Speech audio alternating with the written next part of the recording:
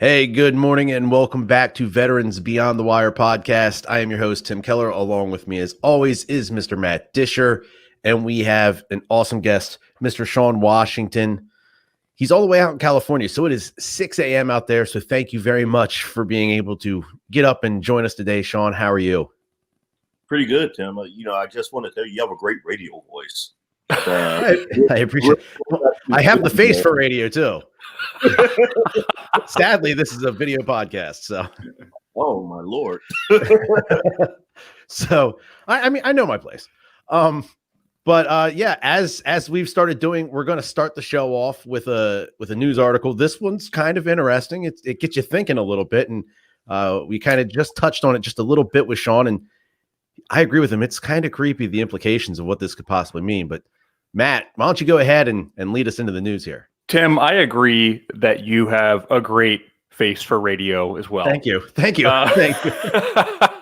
I mean, as well as having a decent voice, too. Poking around inside of military.com this morning. Slow day for military news, as it turns out. So the one story that stuck out to me was it's more of a question with a story written around it. And there's a movie coming out starring Gerard Butler. But how far would you go to save your family from a comet apocalypse? And I thought this was an interesting question posed as a news story because what choices do I have? If there is a comet hurtling towards Earth right now, if it was a what they call a planet killer. See, I've watched a couple of these movies. They call them planet killers. You're not going to survive. Cockroaches and mice will survive. But I don't think we have much of a choice. I don't know, guys. What would you do to save your family from the apocalypse? Well, I don't know. I feel like in every movie where that's a plot, there's some sort of like secret government program where they're like, we're going to usher all of the most important people to like this super ship or like this underground facility. So I guess the first thing I would do is like reach out on LinkedIn and start hitting up those connections. Like, hey, anybody got a bunker we don't know about? The world is ending. That's why you need to build relationships. No, I don't know. I think I'm just we're all fucked. So we're not going to make it out anyway. I don't think anybody's going to survive that one. You'd go as far as you absolutely needed to. Let's say it's not a planet killer. Maybe it's a Western Hemisphere destroyer. Hey, guess what? Me and the family, we're going over to Europe. We're going to just settle down. We're going to figure it out. We're going to go to the other side of the world. We'll figure something out. I'll do whatever I have to do to get him over there. Other than that, I can try to throw this made for radio face at the comet and maybe scare it away. Who knows? That's about the best I can do. Yeah, I mean, so when you say, go ahead, Shon. Oh, go ahead. No, you go. Well, I was going to ask, would you say you'll do anything it takes to get your family over there? Are we talking like, punch a baby in the face if you need to, like, suplex a pregnant mom? Like, what are we talking here? Like, what are your left and right lateral limits here? Sadly, if it means saving my children and I have to suplex somebody else's mom, I'm going to go full WWE and she's getting the full body suplex. Yeah.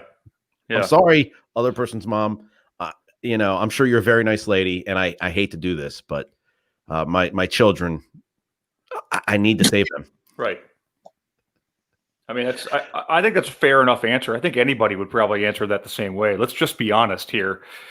I would first probably go out and get the hottest new TVs from Best Buy at the five-finger discount. Yeah. I don't know if there's anything else I'd really like to do. I always wondered what we would do for food when the grocery store shut down. So, I tend to feed the deer in my backyard. Keep them my nice and neighbors. healthy. Yeah, my neighbors complain. They're like, well, the deer are eating my flowers and stuff like that. I'm like, well, when the apocalypse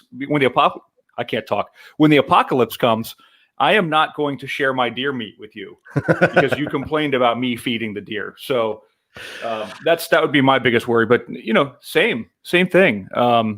I hear that there's a 9mm ammunition shortage right now. There is. I'm not experiencing that problem because I lost all of my weapons in an unfortunate boating accident many years ago.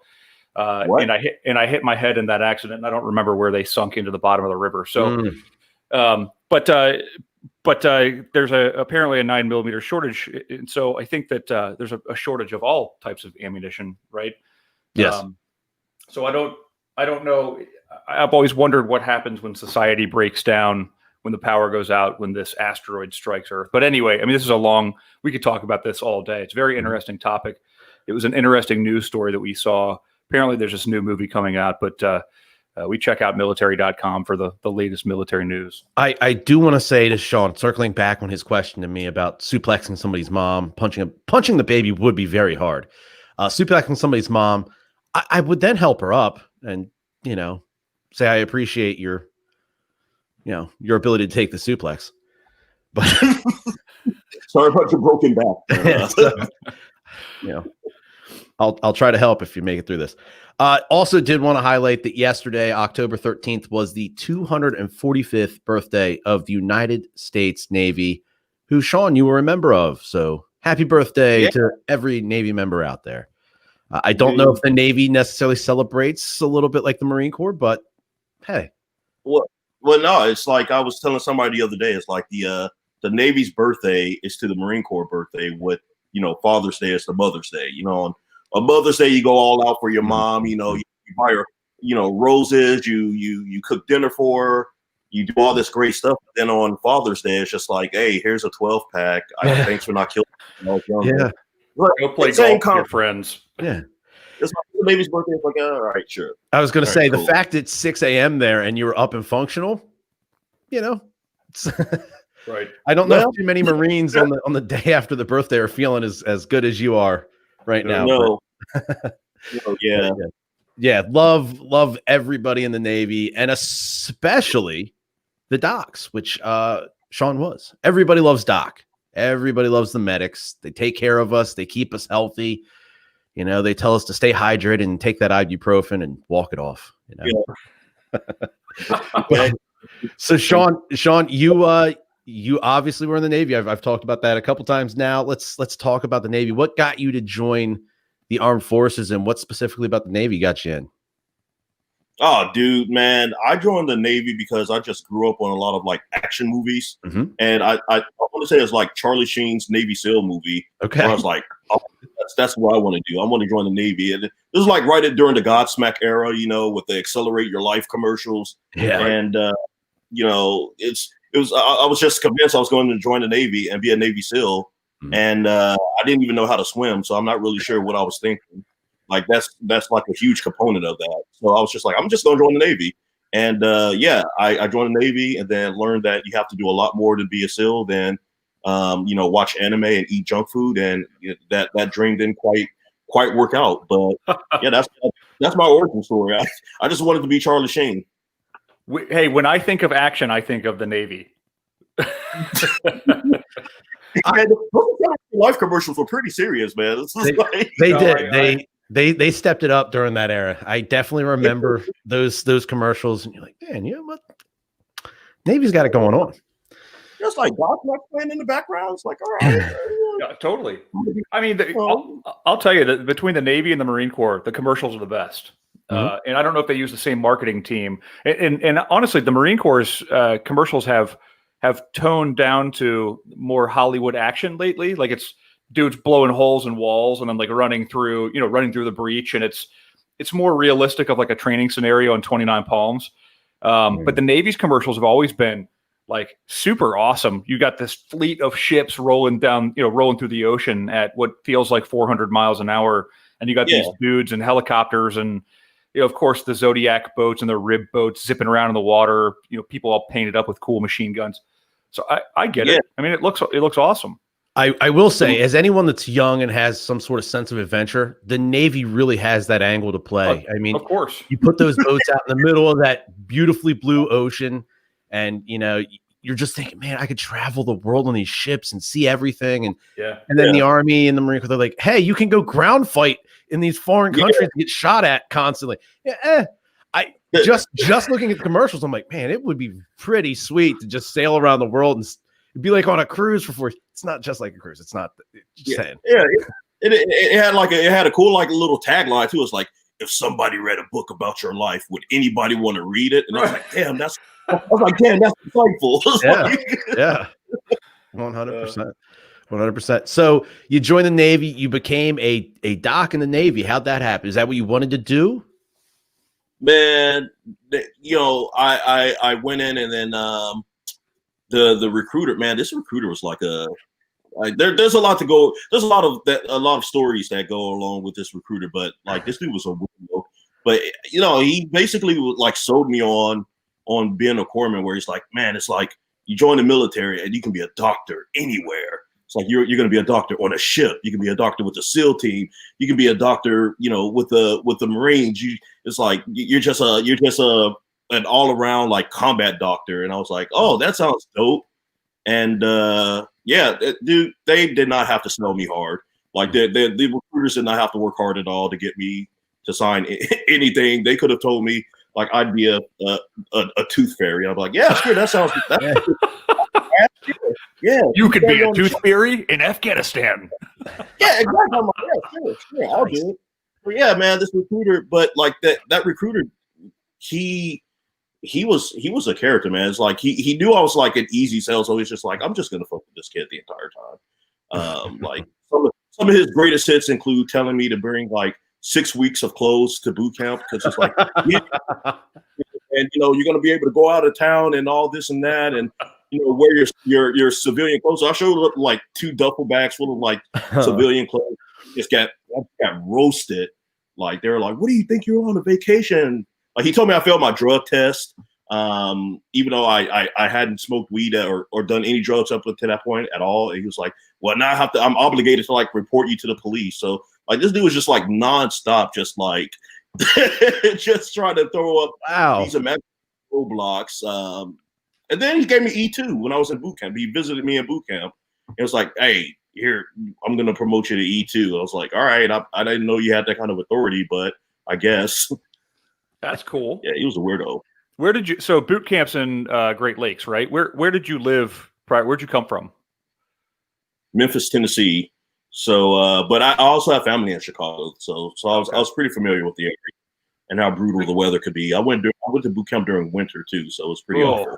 Yeah, I've heard that. My dad and my brother are both Navy, so I've heard about the weather and I've experienced it firsthand up there. But so your recruiter came up from Memphis to visit you at boot camp? Yeah, that's pretty insane. Yeah, man. He visited me at boot camp, and then he said something along the lines of, "Hey, man, like one of your classmates joined the Navy, so I'm just gonna like give you credit for it, like as a credit or something weird like that." I'm pretty sure this dude was trying to sleep with my mom, to be honest with you. Like, I don't know what his deal was. Like, he looked like LL Cool J. That's like the one thing I remember about him. I was like, this dude looks like LL Cool J, and he kind of had like the swagger. So yeah, he was something else. That's awesome. That's pretty funny that he talked you into bringing 6 weeks worth of clothes and things like that. That's he's sitting at home, and I'm sure he's talking to his other buddies, who are still active duty or other recruiters in the area. He's in that recruiting office, and he's got the Army guys and the Air Force guys, and hey, I got this kid to go to boot camp with all these clothes. They're gonna kill him when he gets there. Yeah. Dude, they're probably like sitting around playing cards, smoking cigars and shit, and they're just like, "Yo, what can we do to humiliate this kid on his very first day of boot camp?" And then that was probably like the idea they came up with. They were probably like shit-faced talking about it.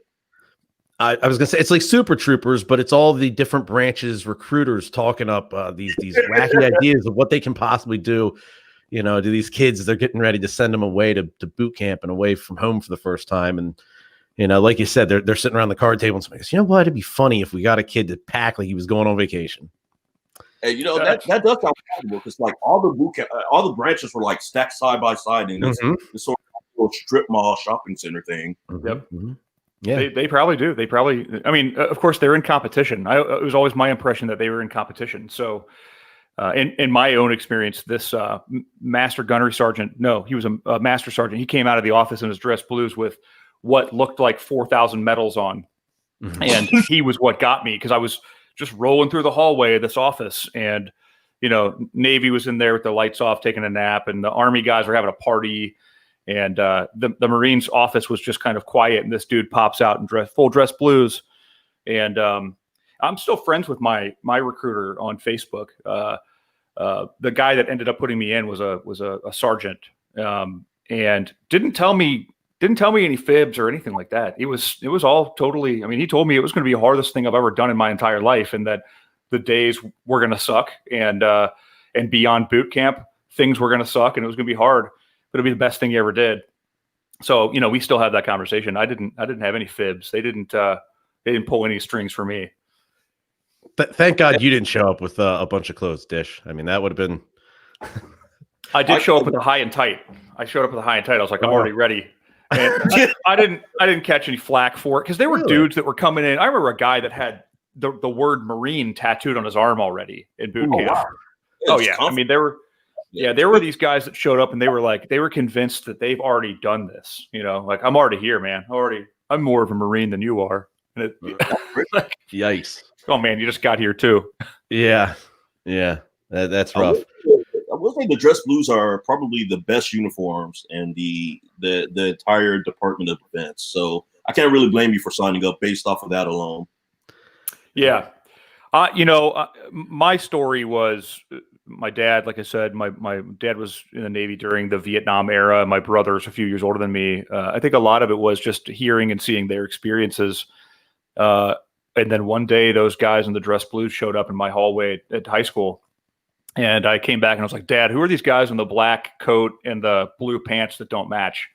And he's like, those are Marines. I was like, what do they do? And he pretty much, in no certain terms, was like, they're like the baddest dudes on earth. And I was like, okay, I want to do that. Because I was, I wasn't in high school. I wasn't this kid who was like, I wasn't a football star. I wasn't an athletic star. You know what I mean? I didn't do anything that was of significance. And I always joke around with my wife. I'm like, I hit my peak. I'm still in my peak. My peak didn't come till after high school. I did this amazing stuff after high school.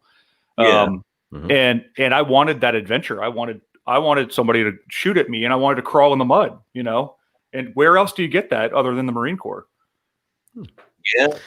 Yeah, I mean, you're a young punk walking through the recruiting office, and you get this guy walking out with his dress blues on, and like Matt said, his 4,000 medals on his chest that make him look like he's bulletproof, and he looks at you and he goes, "You're nothing."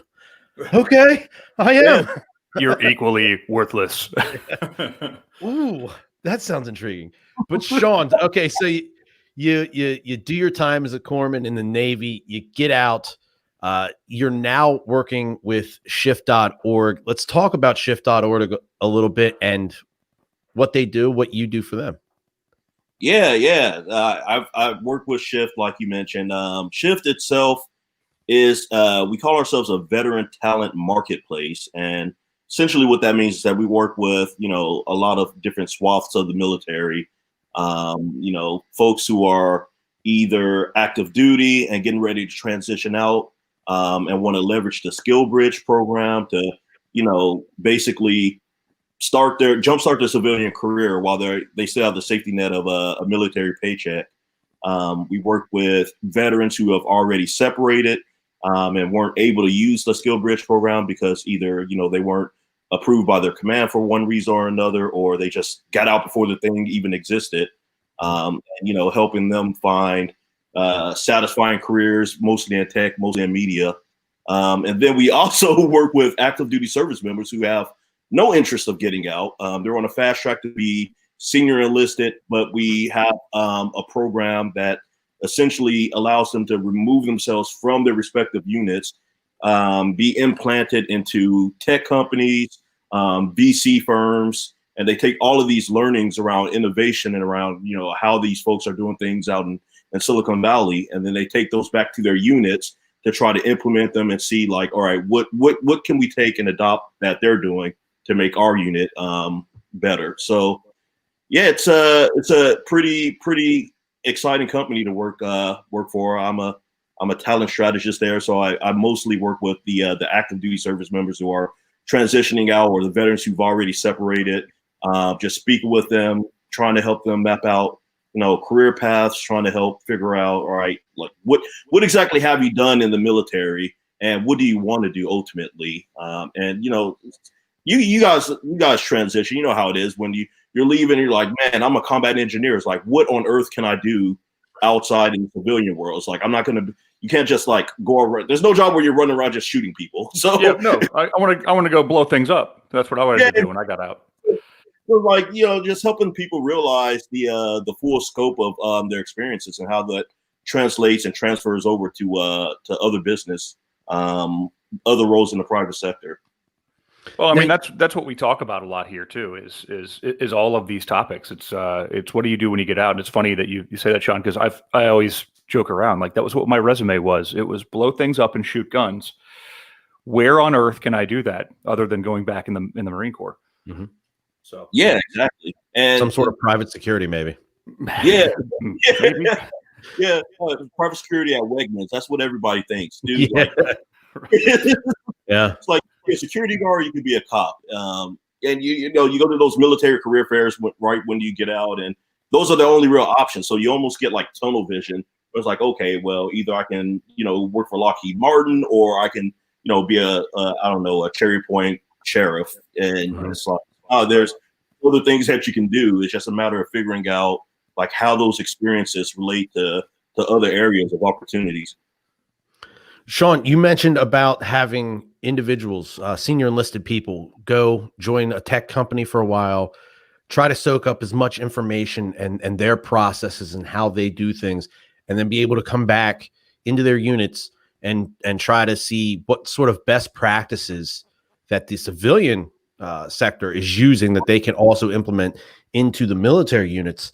I think that's a fantastic thing. I know when I have young people that I talk to now, ask me my opinion on the military and the different branches, and they're thinking about possibly joining, and they ask me for my advice and my opinion. I let them know, look, if you want a challenge, all of them will challenge you, some to different degrees. I said, if you're looking to travel, see things, be adventurous, I always say the Navy. But I say, in my opinion, if you want to go and join a military branch that is the most business-like, the most corporate-like, that will prepare you, in my opinion, again, for your exit from the military back out into the civilian world, it's my opinion that is the Air Force. I think the Air Force has more of that corporate structure than almost any other branch.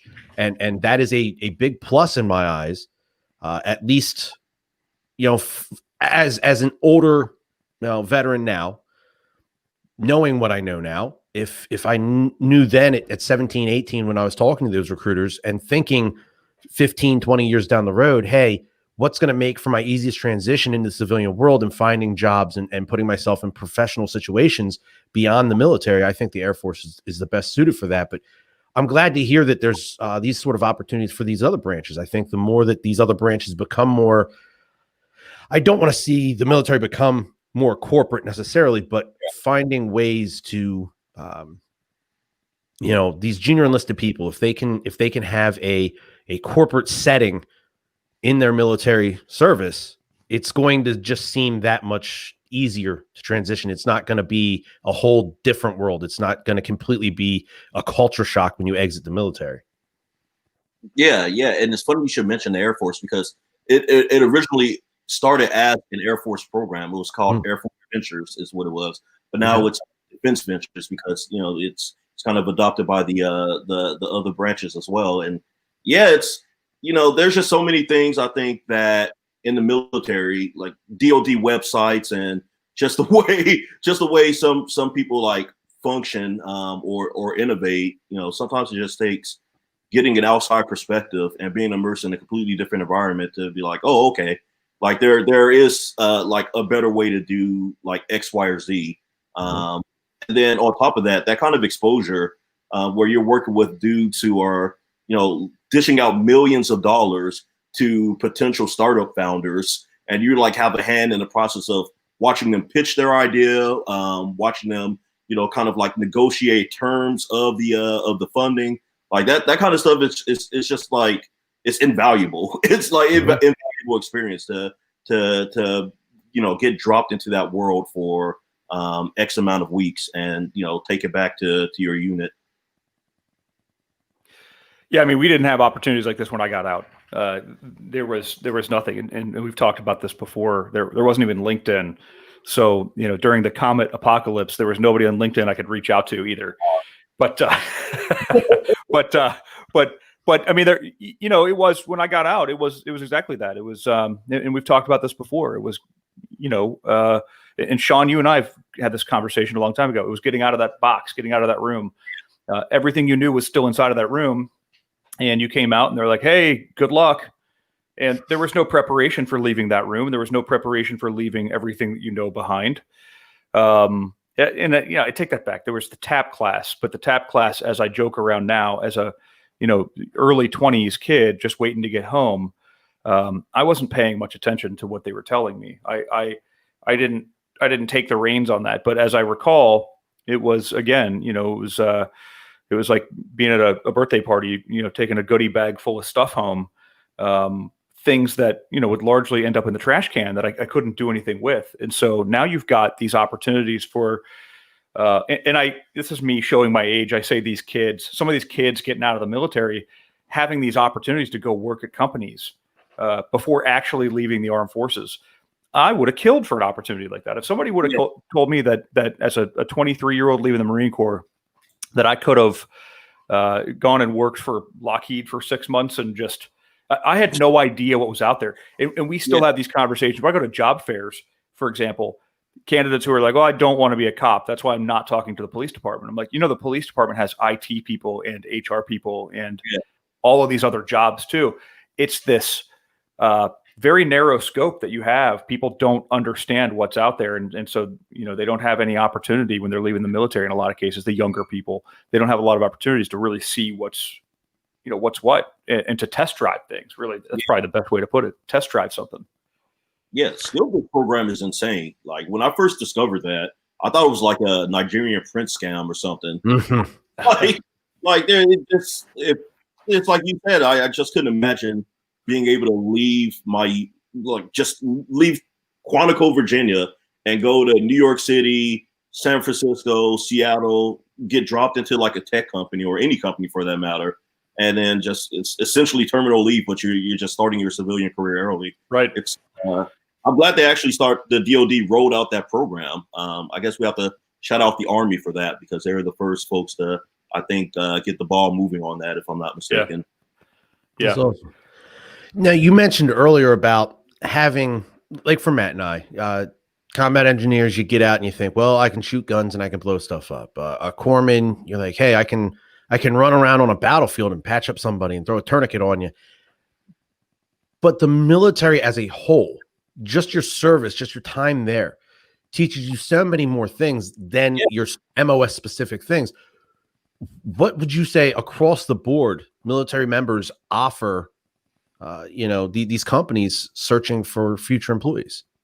Oh man, that's a great question. And, that's a great call out because, you have your primary MOS or NEC or whatever you call it for your respective branch. But at the same time, you have to know, the job of the person next to you, the job of the person next to that person. It's like when I was a corpsman, but I had to know how to be a patrol leader. I had to know how to be the gunner. It's like you have to wear all these different hats, and then that's outside of other like secondary duties. Like, maybe you're the career counselor, maybe you're the person who, leads sexual assault advocacy training. Maybe you're the person who even leads PTs. Like, it's one thing to think about. It sounds kind of stupid, but like you're leading a group of individuals through physical training. So it's like, to an extent, that's learning and development, depending on how you spend it. So it's like the one thing that veterans bring is that, they're able to do multiple things at once. They're able to quickly adapt to, rapidly changing business needs. And they're able to do it quickly. Every single training path I've ever experienced in the military, and this is true across the board, has always been at an accelerated pace. It's like, how can we squeeze 2 years worth of knowledge into an individual in like 3 months? And at the same time, it's like, and to throw things on top of that, it's like, how can we get them practical application of that knowledge, like at the same time? So you're acclimated to just learning quickly. You're able to just do multiple jobs, wear multiple hats, quickly adapt to the mission.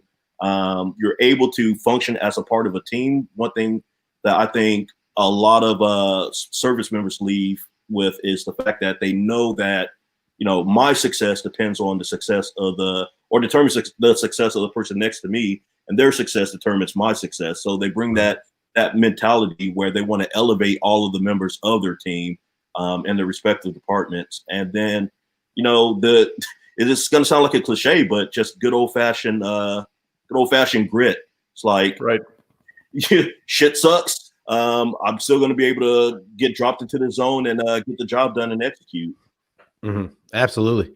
I know, like, just looking back on my military service and when I got out, I said, man, what have I done that I can transfer into hey, I can take this office job and, transfer my military experience. But like you mentioned, your MOS school, they're trying to stuff 2-3 years worth of this job experience into a 3-month, 6-month program. You're not going to get all of it. So every time we got guys fresh out of boot camp, fresh out of MOS school, there's plenty of stuff that they still need to learn. So these senior enlisted, not necessarily senior enlisted, but the guys that have been there, the Lance Corporals, the E4s, the E5s that have been there for 2, 3, 4 years now, we would do these classes for these, new E1s, E2s that were just coming into the unit. And right there, you're getting public speaking. See, yeah, exactly. And at the time, getting fresh out of the Marine Corps, I didn't think in those terms. Like, oh man, public speaking. I don't think I've ever. Yeah, 100% I have. Yep. I've taught classes on field expedient explosives. I've taught classes on landmines. I've taught classes on proper firing techniques, weapon safety, all those things. And it's just because, well, now I got to give a presentation and a PowerPoint display on these analytics over here. That I've never done that before. Yes, you have. It's just a different topic. And you've presented that stuff to senior ranking people too. Yes. That's the other thing that a lot of people were like, oh, I haven't had exposure to executives. It's like, well, yes, you have. I was a 19-year-old kid standing at a planning table with a bunch of lieutenant colonels, I mean, we were there. Yeah. I remember I used to have to deliver essentially like a presentation to the Surgeon General about that's it. Like wounded warriors and how they're navigating the treatment process as reservists. And it's like, you get out and like you said, there's no direct translation, but that's basically like a CEO. I was talking to a CEO on a weekly basis and delivering data to a CEO on a weekly basis. Yeah. And that's half of any success in any career is just knowing what you're talking about, or at least knowing how to present the data and information to people so that, I say this a lot about my own career. It has been being the best at what I do and trying to harness all the power and information that I can so that I can share that enthusiasm with other people. That's 50% of what needs to be done in the workplace in my line of work. In other lines of work, it's different stuff, but just understanding and being the best, being the subject matter expert, understanding that information, and then being able to present it in a logical way that people can understand it, that all people can understand it. And so that people can kind of grab a hold of that and say, okay, I see what you're selling here. I'm picking up what you're putting down, And I also feel like veterans, they're never entirely satisfied with just being placed in one sandbox. It's like, all right, this is the thing that you have to do. And you don't have to worry about anything else. It's always like, all right, let me master this, but at the same time, let me look around and see where else can I add value. I think that we all volunteered for the military, and I think that innate sort of selflessness and kind of always looking out is what more can I do? How much more of myself can I give to an organization? Right. Really gives them a competitive edge. And I feel like the LinkedIn report, the Veteran Salary Report that was released late last year, even suggested because of this, veterans are quicker to get promoted than non-veterans. Just because they're just as soon as they hit the ground, They're trying to figure out like how can I add the most value possibly can, because a lot of service members leave with a chip on their shoulder almost. It's like so they feel like they have to prove themselves. Like, you know, I didn't. Some of them didn't go to college getting a 4-year degree, and you know, it's like some of them don't necessarily have the industry specific experience, and they feel like, I don't know, like they have to prove why they're there and show why they belong. So they always seem to go above and beyond with their job duties. I've always thought the same way. People know I'm a Marine. I have to uphold that standard. I didn't go there to have a vacation. I went there to basically be whipped into shape, and I carry that. You know, once a Marine, always a Marine. I carry that with me for the rest of my life. In that LinkedIn thing that you're talking about, this was the data there was that they stay longer in places, they produce better, they get promoted faster. There were a number of different things in there. They have a higher education level. All of the things that are contrary to the popular belief of what the military is. I always say this, that most people that join the military come from middle-class families, which is contrary to this idea that these are people that came into the military because they had nowhere else to be. It's simply not true. We have a higher rate of high school diplomas, college education, and advanced degrees among the military than do our civilian population or our civilian counterparts. Mm-hmm. So it's a population full of people that have all this amazing experience. Yeah. And even if you don't have a degree, I mean, we can all attest to this too. Half of boot camp at Parris Island for me was sitting around in that classroom setting and learning military history and learning, combat first aid, like that stuff, which is nowhere near having a corpsman with you. But hey, if you get hurt, here's how you put pressure on the wound. But then, it's learning the other things about, tactical planning and things like that. And those things don't necessarily pan out in the corporate space, but having planning and planning experience and having the ability to have a learning curve where you're always learning something new, your brain is conditioned to always learn something new and then apply it. That is what you get from the military. You have more classroom time than probably any 4-year college degree. The classroom time just looks a little bit different. Yeah, exactly. And then again, you're doing it at you're learning on crack. So, right. Yeah. You're doing it. They're shoving it down your throat. That's for sure. Yeah. Here we're gonna talk about explosives for 5 minutes, and then we're gonna go outside and start handling them. And I remember that. Like, I'm super scared. I don't know anything about this. I had 5 minutes of classroom instruction. Why am I already handling these things?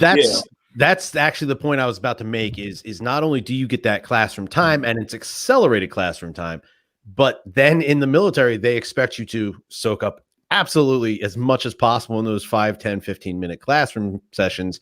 And then we're going to go try this out. We're going to do hands-on. Do it now. Real world. Let's see it happen. Where, if you're in a college setting and you're whatever your major is, but you're taking, hey, I got to take a math for my, as one of my prerequisites.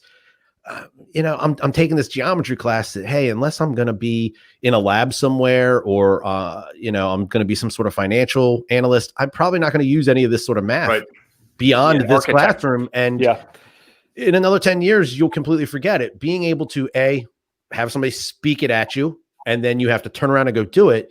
Chances are you've probably soaked up a lot more of that in. So you have that ability to soak up that knowledge in a quick fashion and then be able to spin around and go apply it in real world settings. Right. I wanted to here we go, shift the conversation back to shift a little bit here. I'm looking at the website, how it works. You can apply up to 12 months before you separate now. Yeah. Okay.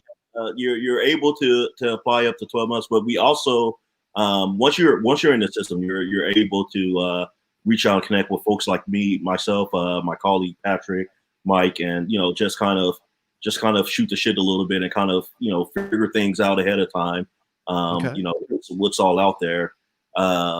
Then we also offer like a number of other programs. You can almost call them career accelerator cohorts that to kind of fill in the gaps where TAP class, kind of misses out. So we have a program called Design Your Shift where, you're you're with a number of other veterans, sometimes up to 20. And there's a 4-week course. It's taught by Dan Savage. And he's just basically this Dan Savage is incredible, dude. This dude, he's basically like showing you how to transition, but finding a career is a piece of it. But he really leans in on another piece that I myself didn't even consider when I was getting out, but it's like the mental health aspect of how psychologically and emotionally jarring it can be to exist as one thing for X amount of years, and then all of a sudden, within like a split second of getting your DD-214, you're no longer that thing. And like, how do you exist outside of your uniform and outside of your service? So we offer that kind of learning experience as well, on top of the other sort of like career accelerator programs we have. It's funny, we've talked about that here before. I've sat in my own car banging on the steering wheel when I came out of the military. The emotional stress, the emotional toll of transition that nobody ever talks about. Nobody ever told you to be prepared for this idea that society largely has no comprehension of where you've been and what you've done. Mm-hmm. So it's a great piece of it. Yeah, it's pretty nuts to think about. It's because, how long is your boot camp? Like 4 months, 12 weeks, something like that? 3 months, 12 or 13 weeks. So you go to that, then you go to all the secondary training school, your MOS training. You hit the fleet. People call you a boot for like a year before you're like treated with any sort of like sort of respect. And then you ride out the rest of your enlistment, and depending on how long that enlistment is, it can be 4 years, 8 years, 16 years, whatever. And it takes you so long to become this thing, and then you're immersed in that environment completely. Like, everybody's dressed like you. Live with your friends. You go to work with your friends. You hang out after work with your friends, and then and it's literally like flipping a light switch. You get a DD-214, and that shit is just over. It's like you're no longer that thing anymore. And I completely underestimated how emotionally devastating that process was going to be for me. It was almost like grieving, like somebody you knew is dead. It's like and you have all these experiences that just feel like they're completely irrelevant in the civilian world. You feel like Billy Madison, and when you're going to college, you're already like a little bit older than the majority of your peers, and you just kind of feel lost. You feel like an outsider almost. Yeah, you do. And then you like throw on top of all that, we were all in during the the height of the OIF and OEF era. So it's like, for us, we were living that experience every single day through deployments, through our friends deploying, family deploying. And you get out of the military, and it's like nobody even cares about Iraq or Afghanistan. Right. It's like I'm caring about it in like 2008. So it's like, man, it's just it feels like you are entering a completely different reality. Right. It's a lot to adjust to. Matt, you talking about having to try to go find employment, find that next step, and being told no, or being told, hey, we're gonna weigh our options here. And there's that waiting game for the past 4, 8, 6 years, whatever it was, whatever your military service was. The United States government, the Department of Defense, put you where they needed you. You didn't have to answer these questions. You didn't have to say, oh, I'll apply for this position in Camp Lejeune, or I'll apply for this position at Fort Hood. No, it's, hey, you're going to go to Fort Hood. Hey, we know what's best for you. Yeah, you're going here, and you're just placed somewhere. And as Shon mentioned, everybody dresses the same. Yep. For the most part, they act the same. You eat together, you work out together, you work together, you all sleep in the same barracks. Hell, if you're in the field, you shower together. You do everything with this group of people. It is a second leg for you. You get out, and all of a sudden you're left standing on this one leg by yourself, trying to find your balance. And I think it's great that we have these places like shift.org, the Skill Bridge program, to hopefully get that second leg under these unbalanced individuals as quickly as possible, and kind of essentially reteach them to walk. Hey, this is how you can do it. We just got to take these little baby steps at first, and let's accelerate this and get you running at full speed as quickly as possible. And that's why we like to have folks like Shon on the program to kind of highlight some of these things. So, Shon, you talk about, you work with the enlisted side, guys that are guys and girls that are getting ready to transition out. What would, if you had one, let's do the elevator pitch. If you had one or two quick little things, what would be some of the biggest things some of these individuals could do to start this transition and get those baby steps moving? I would say expand your network and lean on veterans who have already made the transition. So when I say expand your professional network, that can mean anything. It's like reach out to people and who are currently in job positions or at a company that you think you'd be a great fit for, or where you'd like to eventually land. And then at the same time, it's like leverage people like Matt. Matt is you're a veteran. You're in the talent acquisition space. Like, how much it sucks to transition. And I just find that whenever a veteran can connect with somebody who's already walked that path, whether they're in talent acquisition or they're a project manager somewhere, like, these people are gonna already have like empathy for you and your journey. And from my experience, they're more inclined to help you out as much as possible, because again, they know how much it sucks. Yeah. I mean, that's Shon, you're one of my favorite people on LinkedIn. You're one of my favorite people anyway. You're one of my favorite people on LinkedIn because every day there is something new that is interesting, and a lot of it is it's the different GIFs and memes and things like that you're relating back to like what happens in real life, and I can't think of any of them right off the top of my head. I was going to say I connected with Shon on LinkedIn through Matt, and the one that sticks out to me is it's the quick little meme of Gyllenhaal, and it says, "The day you get your DD-214." It's Jake Gyllenhaal leaving like a late night show, and there's like this. The lights are dimmed and there's like smoke rolling, and you're blowing kisses to everybody, and you're waving goodbye, everybody. Dude, it's the funniest stuff. And I used to be more active than I am now on LinkedIn, but I love what you post. I love your stuff, and I always want to engage in it. These days, I find myself so busy that I'm not on LinkedIn as much as I would like to be. But the point I was going to make, though, is that it's that network. It's that picking up the pieces of the network and connecting with people who have been there and done that, and who can kind of make sense of what's happening in the transition and make sense of who they need to be connecting with. Because that's a lot of what I do. Is I might not have an opportunity for you, but let me connect you with other people that might. Exactly.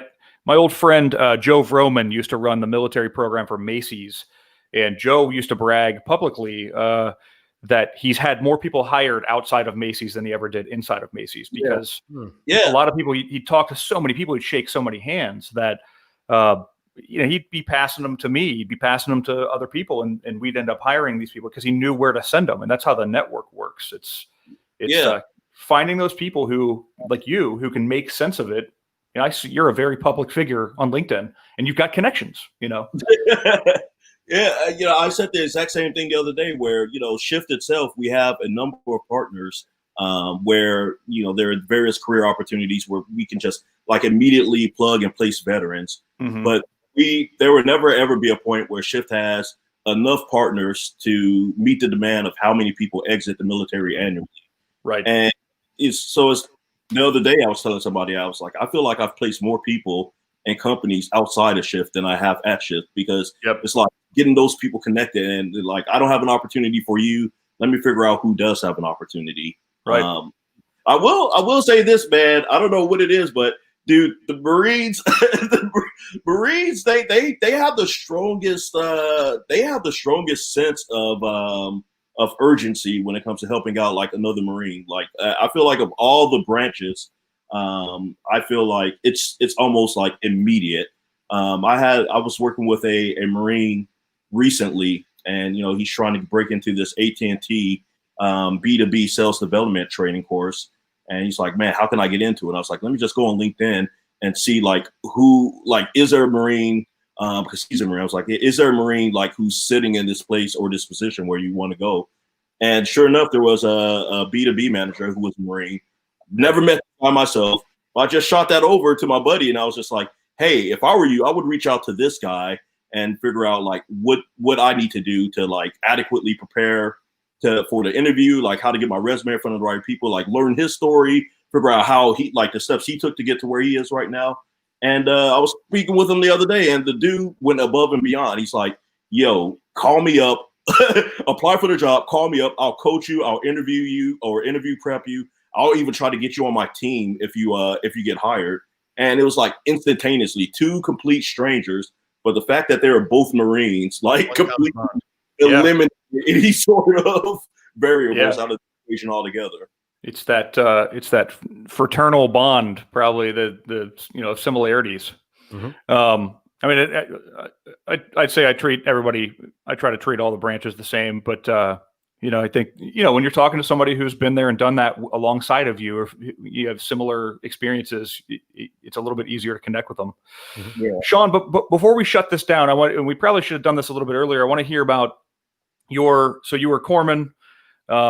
Where'd you go? What'd you do? Who were you with? Were you ever out there with the Marines? Yeah, as a matter of fact, I was with them for all 7 years. As it turned out, I was with 3rd MLG in Okinawa for my first duty station, and we deployed in response to a couple of different humanitarian events that happened. The tsunami of 2004. We deployed for an extremely shady 6-month period in Pakistan following the earthquake, which was an experience, and just literally lived in a GP tent for 6 months, where it was like doing fire security watch. It's like, no, it really is fire security watch. It's like these stoves are heating the tents, and these tents are extremely flammable. So please pay attention. And then left Okinawa, went over to 2nd Lab with Cherry Point, deployed with them to Iraq twice, and then went to the Wounded Warrior Regiment in Quantico and hung out there for my last 2 years. So yeah, man, I never got a chance to really experience the Navy. I never got a chance to accelerate my life on an aircraft carrier at least. But Godsmack wasn't playing in the background the whole time. It was lava monsters. He was slaying lava monsters. Slaying lava monsters with the Marines. So why not? Why didn't you go into medical when you got out? Because that's a question I always ask corpsmen and medics. I'm always like, why didn't you get out? Because I say this a lot. I trust when I think about the people that are on the back of an ambulance for the most part, and I've encountered a few of them. Fortunately, not for my own health, but for other people's, emergencies. I always trusted my corpsman. I always trusted my corpsman and his backpack to know what was best for me more than I've trusted the EMT jumping out of the back of an ambulance. And I realize also I've talked to a lot of corpsmen and medics who get out of the military who are like, I don't have the certification. So even though they are vastly qualified, they simply cannot go work on an ambulance, for example, or in an ER, which I think is silly in some cases. But why not pursue that? You had those years in the military. Why not continue that? Dude, it's, I got out in 2011 and I had all that training and absolutely none of it transferred over to the civilian world. Yeah. Like all these years of training, all these certificates, like everything that I'd gone through, there was no equivalent. See, I think when I got out, it's like in some states you could challenge like the registered nurse board. But for the most part, it's like, oh, you're out, you can be an LPN. And those are like $13 an hour jobs. I was like, well, I can't really survive off of that. And I don't really feel like starting from square one, because in my peripherals, I had my friends who I went to high school with who didn't join the military. And so like I saw this, how far they were in their lives in terms of, having careers and families and buying houses. And I was like, man, I feel like I'm playing catch up. So well, what's the quickest path to get to where they are? And for me, it was like not going back to school to relearn everything that you already know. That didn't feel like a good option at the time. In retrospect, it probably was a better option. But I had like all this pressure I put on myself to like catch up and compete with my civilian friends. Yep, I get it. Yeah, you feel like you're years behind in some cases. I get it. Yeah. Well, Shon, I want to thank you very much. We set you up last week. Couldn't make that happen, but I'm very, very happy we got to have you on this week, man. You, I'll tell you what, your smile's infectious. I'll tell you that. You and your fellow cohorts over at shift.org are doing fantastic work. Want to say thank you for everything you're doing there. Again, want to say happy birthday to you and all the other members of the Navy, current and past. And we'll end it there. Matt, you get to celebrate the Marine Corps birthday too. So you get three birthdays. You get your own birthday, you get the Navy birthday, and then you get the Marine Corps birthday coming up. There you go. That's I tell people that's a big one right there. You know, I'm gonna probably get tanked as usual. I know we were over in Egypt the one year for the Marine Corps birthday, and like I said to start this off, I absolutely loved my corpsman. Anytime I had a corpsman around, he was my best bud because when stuff went wrong, I needed to have him in my back pocket. But they somehow managed to find some alcoholic beverages over in Egypt and brought them on base for the Marine Corps birthday. But it was you could get one beverage. Everybody could get one. And so when you went up to get your beverage, it would put an X on your hand if you were of age, of course. So that included, the docs. They all got their beverages. So the doc that was attached to my unit got all his other Navy buddies to get their beers and then brought them over to us. And I'm like, you're the man. I love you. You're the best. This is going to be awesome. And then it just so happened. So we had gone months without any sort of alcohol. So it only took a couple drinks to get us to the point we needed to be. And it just so happened it downpoured for about 15 minutes that evening. And it turned into a big mud wrestling pit and people sliding through the water. It was a fun night. Thanks to the Navy docs that hooked us up that night. Great stuff, man. Love you guys. Absolutely love it. So, Shon, appreciate you very much. Thank you so much for coming on and joining us. We look forward to hopefully talking to you again in the future, man. And until next time, we are Veterans Beyond the Wire. We'll see you next week.